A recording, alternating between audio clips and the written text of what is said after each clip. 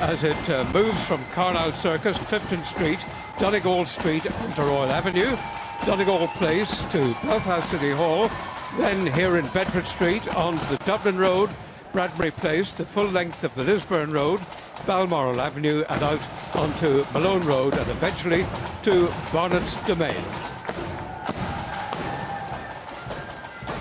So here we are in Bedford Street, and David, this is a very big parade, not the biggest, but there are 122 lodges taking part this morning with 69 bands, many of them Scottish. Yes, there's a lot of Scottish bands here, and a lot of members of the institution from Scotland as well, including some of the senior officials, I've noticed.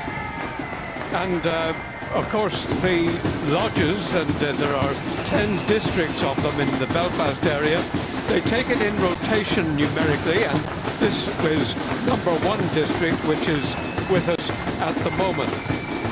Ladies as well.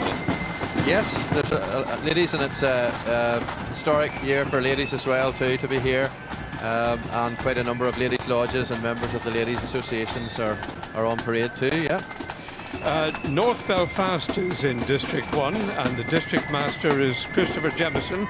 His lodge is 1883, Belfast Harbour, formed in 1896. The 10 lodges in this district are accompanied by 4 bands. 3 of them from the district, Mourne Young Defenders from Kilkeel, and people come here not only to watch the spectacle but also to listen to the magnificent playing of the bands. Mainly flute bands now. Yes. This was, as Joel said there, Joel said this was it's a very long parade, so flute bands can manage this parade much easier than brass bands, silver bands, accordion bands would be able to, and pipe bands by their nature are quite slow, so the parade would be take much longer to get from A to B had some of those bands been in the parade. So it's generally flute bands that you see on parade today, but a very wide range of flute bands and some fantastic uniforms and some amazing turnouts in terms of the numbers of these bands as well. And we also have another Scottish band coming past us now, Abbey Star Flute Band. A great Scotland. Family occasion too, isn't it? Absolutely, very much so, and you can see that with the crowds all around generations us here too. And yes, present here. And that's the thing about the Orange Order, that it is it's a generational institution, so people who belong could be third generation members of particular lodges and so forth, and that has sociologically that is a very important resonance to communities. Well now, incidentally, I should tell you that amongst the crowd today is the artist Brian John Spencer, working on a painting of the Ulster Hall, and Helen will be talking to him a little later on to see how this work is progressing. He's in the early stages here, doing extremely well. I must take a few lessons from him.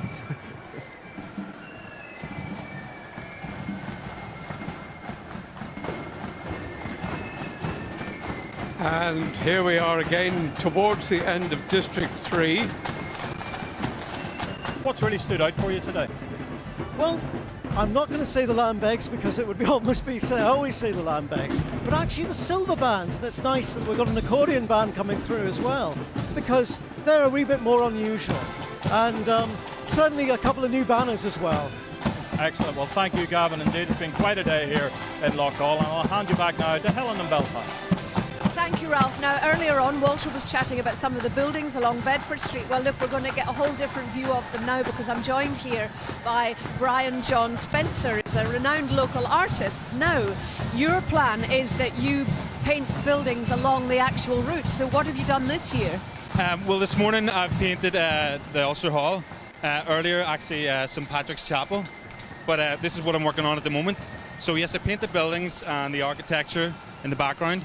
And then what'll happen is, once it's all done, I'll drop in the marchers and the paraders and the banners and all the colour. You could just take photographs of it and do it in your studio later. I draw the buildings as I see them there and then, painting on plein air as they call it. And then I may take a photo of a good scene, maybe the stick being thrown up in the air, and then I'll paint from that. You know, people are going to look at that and think, wait a minute, there's meant to be bands going past. So what they need to do is see one that was... Yes. Earlier, you know, people come to me, where are the bandsmen, why are they not there? But of course it takes 95% of my time is just getting everything in place, the clouds, the pavement, everything, and then the last 5% it brings it into a whole different level.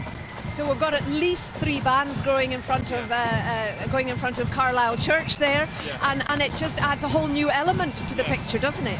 And you're not the first artist to include Orangemen. No, a lot of I'm known for doing buildings, and some of my Orangemen friends would have cited Sir John Lavery, who's very famous, and he painted the Portadown 12th in the 1930s, I think.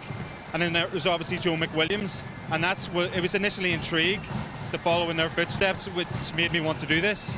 Yeah, but neither of them would have sat in the crowds doing the actual work. What was that like?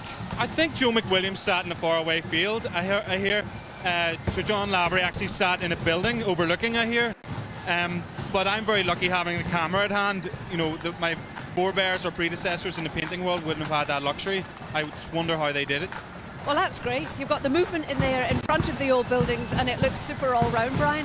So thanks very much for joining us here. It's lovely. It's a whole different look at the 12th. So it's back to you, Walter. Thank you, Helen. I noticed, David, that quite a few of the lodges on their banners have a portrayal of King William on a white horse. Now, can I ask you, was it a white horse? Well, I wasn't there, Walter. Indeed. But I think it would be, if you were wanting to draw attention to yourself in a battle, the right thing to do would be to ride a white horse. So I don't suspect that William wasn't a white horse. He probably had white horses, but it would be more likely that he was wearing, or he was riding a darker coloured horse. He's sometimes portrayed wearing the regalia of the Order of St George. Why is that? Well, that would be quite a high order in terms of sort of all these orders of chivalry and so forth. The Order of St George portrays St George on a white horse. So I suppose it goes back to this iconography of white standing for purity and so forth. And it's related then in paintings and in art, and it's then transmuted itself into the impression people have of William on a white horse. Thomas Andrews, of course, and the sinking of the Titanic. Yes. A very significant historical moment. Absolutely, and a lot of Orangemen would have worked on the Titanic, of course, in the shipyards in Belfast, and Thomas Andrews was one of those figures who is associated then with the disaster and the loss of so many people.